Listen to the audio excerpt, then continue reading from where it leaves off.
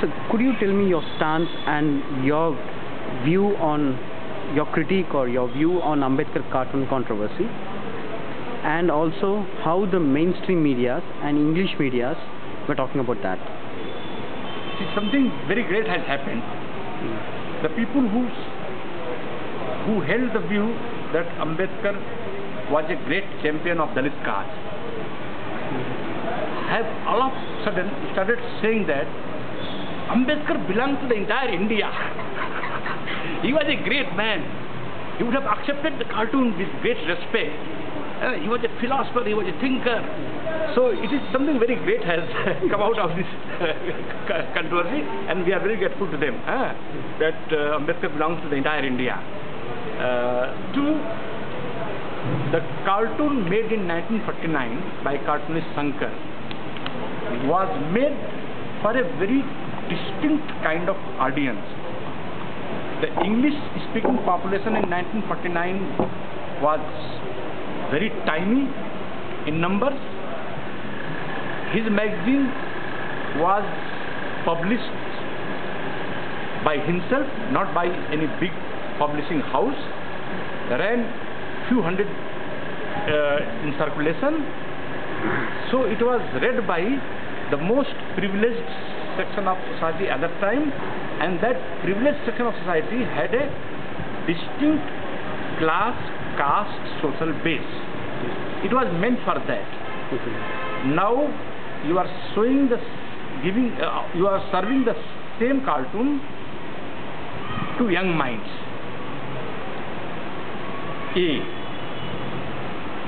Ambedkar seated on a snail is suggestive of a phenomena that constitution making is slow. Once constitution was made and there is a debate in the Constitutional Assembly, speakers after speaker, from chairman of the Constitutional Assembly, Dr. Rajendra Prasad, to ordinary members, most said that the charge that constitution is being delayed or slow in progress is wrong, and most said constitution has been made in record time. So cartoon was proven wrong in less than a year. So everybody said that constitution has actually been made and made in time. So there was no reason to invoke that controversy today and serve it to young minds. 3. Shankar's cartoon did not carry any caption. Authors of the NCERT book gave a caption to the cartoon, which drives young minds into endorsing the cartoon. So this is something very mischievous, very mischievous. And coming to the text of the book, NCERT book completely blanks out Ambedkar's role in constitution making. It blanks out drafting committee. It blanks out Ambedkar's role as the chairman of the drafting committee.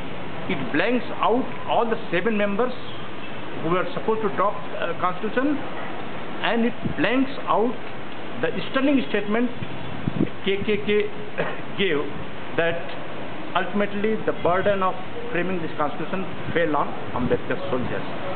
So this great book completely blanks out Ambedkar as the architect of India's constitution. And I think a book, while recalling history, should be putting facts correctly. Book authors should be non-partisan, siding, if at all, siding with only facts.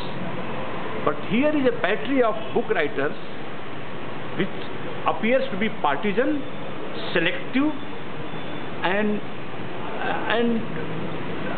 and unnecessarily imaginative, so imaginative that they forget that there was a drafting committee, there was a chairman of the drafting committee, there was one Ambedkar who piloted the draft constitution and got it passed into a constitution. These are not referred there. No, not at all. This has not been referred at all in the book. Not at all. Not at all.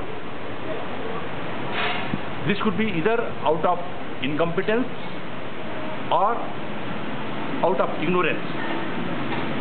But more often than not, ignorance is the weapon devils are best suited to deploy. The media attention this issue. Media also played into the hands of mainstream thought leaders, and media thought that Dalits have not read the book. Media thought that cartoon is trying to recall the history back to the young generation, and media would generally be not fond of accepting the fact that there was somebody called Dr. Ambedkar, born into an untouchable community, who gave this nation, this complex nation, a great constitution. Okay. This goes against the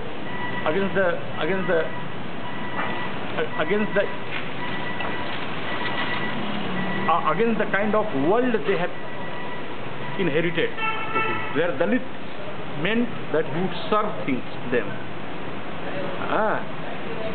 Here there is a Dalit who is serving thoughts, ideas, a law book to this nation. That is not acceptable to the central nervous system of the mainstream media. Central nervous system is finding hard to accept it. Okay.